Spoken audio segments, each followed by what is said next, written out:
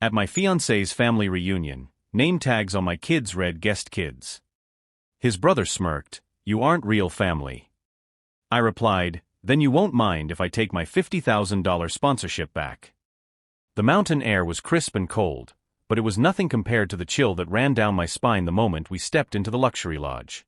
I had spent 6 months planning this event down to the last detail. 6 months of my life, and $50,000 of my hard-earned money from my digital agency, just to make sure my fiancé David's family had the perfect reunion.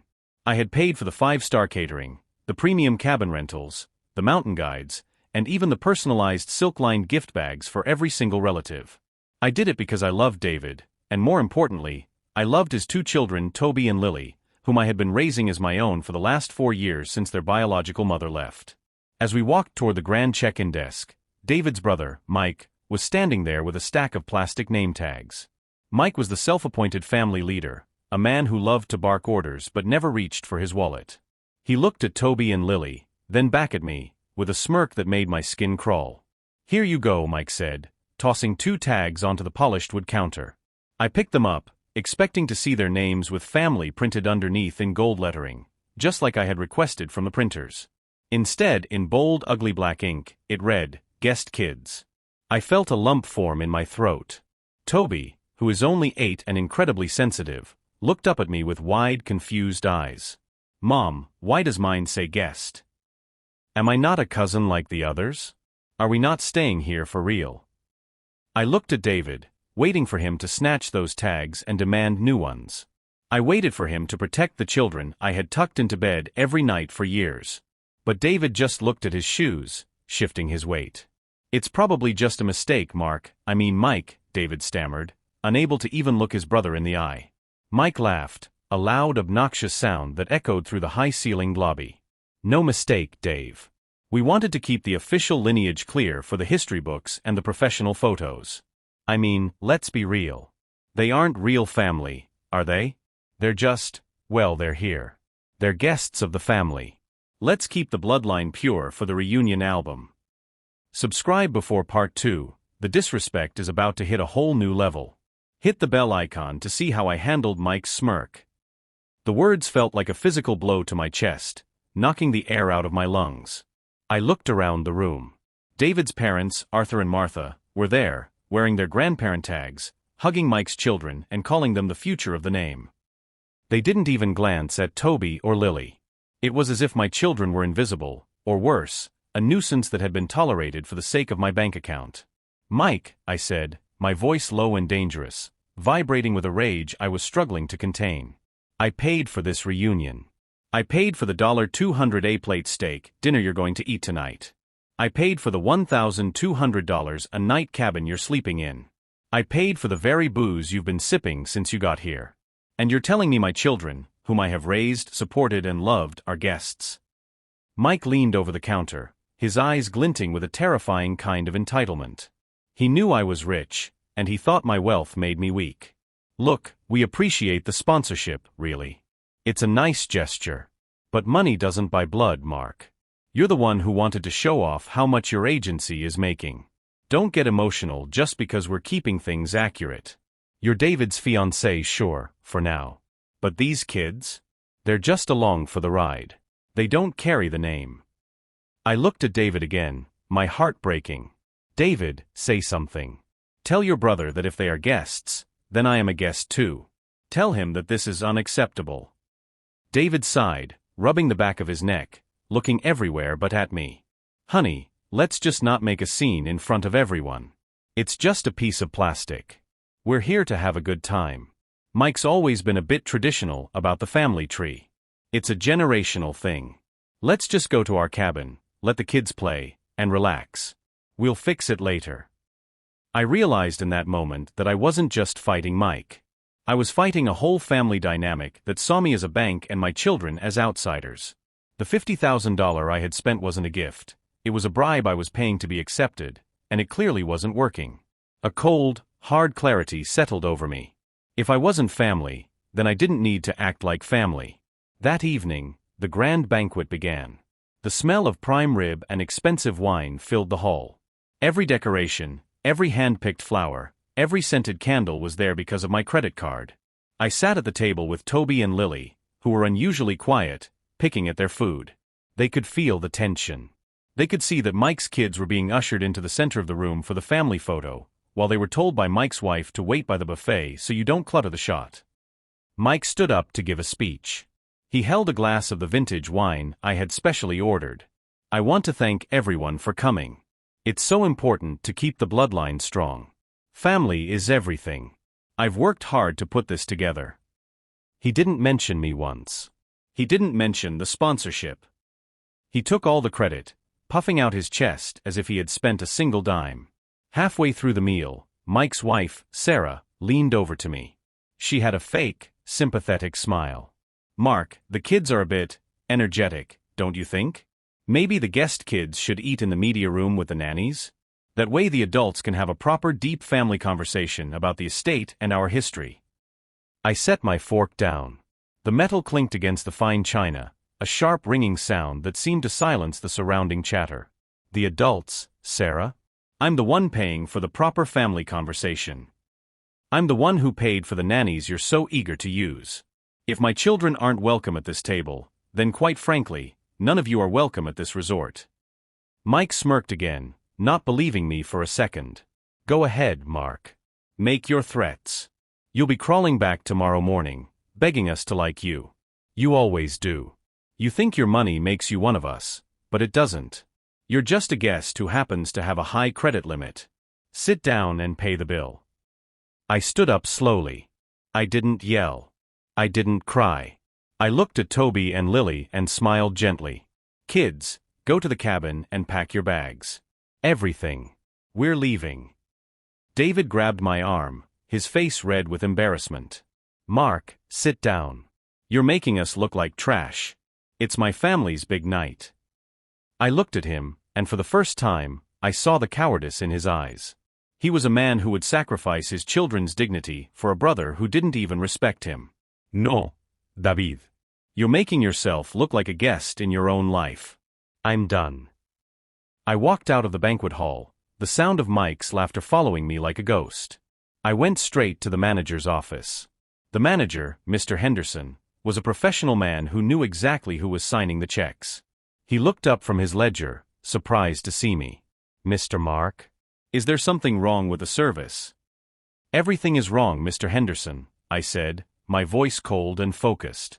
I am the sole person responsible for the bill for this entire reunion, including all 14 cabins, the catering, and the open bar, correct? Yes, sir. The $50,000 was pre-authorized on your corporate card, with a secondary hold for incidentals. I want to revoke the authorization for everything except my own cabin and my own meals, effective immediately, I said. The open bar? Close it. Now.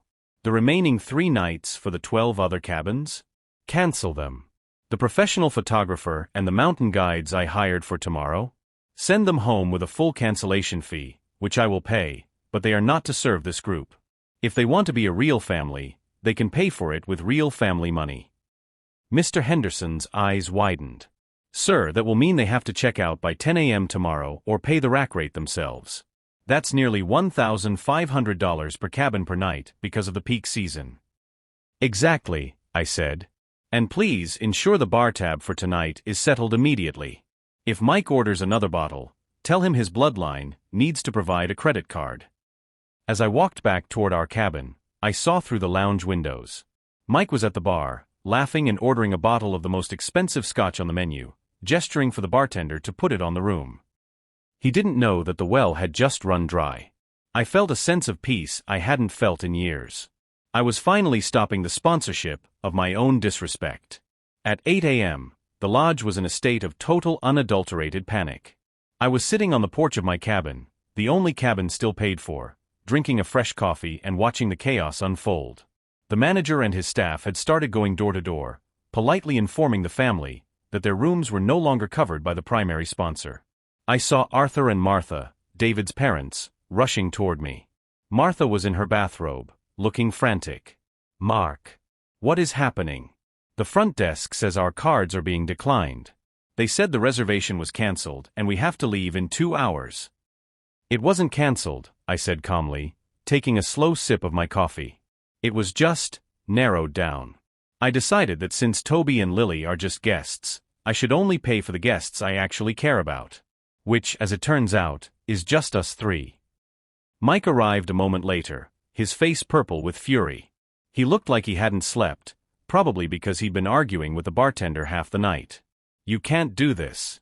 I have 3 more days of activities planned. I promised my kids we'd go on the helicopter tour. You gave your word.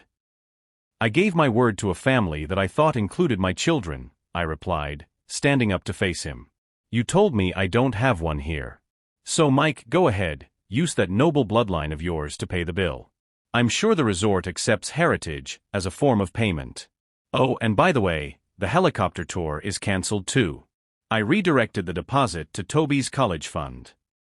Mike lunged toward me, but David finally stepped in, though he still looked torn. Mark, please.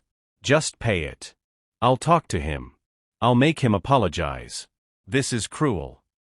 An apology doesn't fix the look on Toby's face when he saw that tag, David, I said, looking him dead in the eye. Cruelty is letting a brother insult your kids while you sit there eating the steak I paid for. It's over. I'm going back to the city. You can stay here with your real family if you want. But the SUV is in my name, and the house we live in is paid for by my agency. Choose carefully. I didn't wait for David to make a choice. I had already called a private car service for myself and the kids. As we drove away from the mountain resort, I could see the rest of the family standing in the gravel parking lot. It was a pathetic sight. 12 families, surrounded by their expensive luggage, arguing with each other. Arthur was yelling at Mike, Mike was yelling at Sarah, and Sarah was crying because she couldn't get her hair done.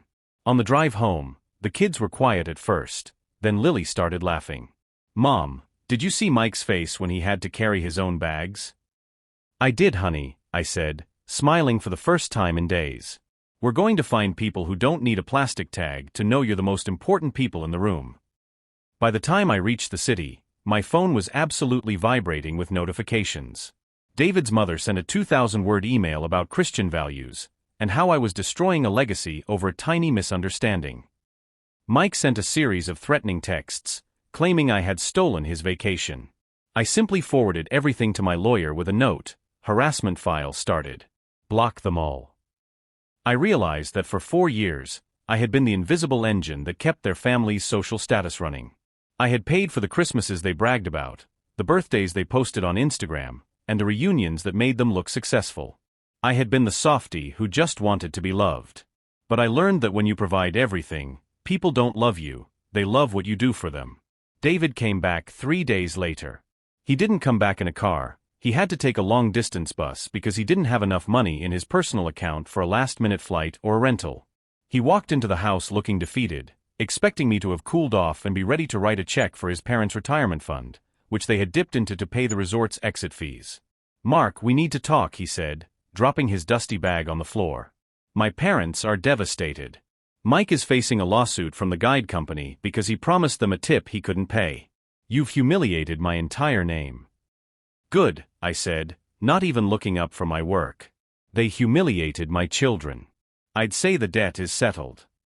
I can't marry someone so cold and vindictive, David hissed, his voice trembling. You used your money as a weapon to destroy my family.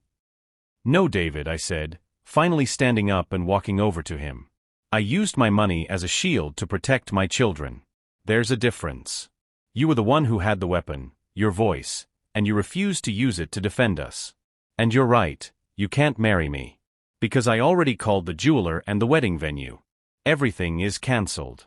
You have 24 hours to pack your things. The lease on this apartment is in my agency's name, and the locks are being changed tomorrow at noon. David's face went from anger to pure, unadulterated terror. He realized that the life of luxury, the groom status, and the security he enjoyed were all tied to the same sponsorship he refused to protect in the mountains. He tried to beg, tried to say he was just in shock, but I was already done. It's been over a year since the guest kids reunion. Toby and Lily are thriving in a way I never thought possible. They are more confident, and they know their worth. We spend our holidays now with my side of the family and a core group of friends who don't care about my agency's turnover, they just care about us. I haven't heard from Mike, but I heard from a mutual friend that he's still working 2 jobs to pay off the debts from that weekend. David tried to come back a few times, but I stayed firm. You can't fix a foundation that's built on cowardice. What would you have done? Would you have stayed for the sake of the relationship, or would you have left them in the mountains? Subscribe for more stories of standing up for yourself. Hit the bell icon. I learned that the most expensive thing I ever bought wasn't a $50,000 reunion.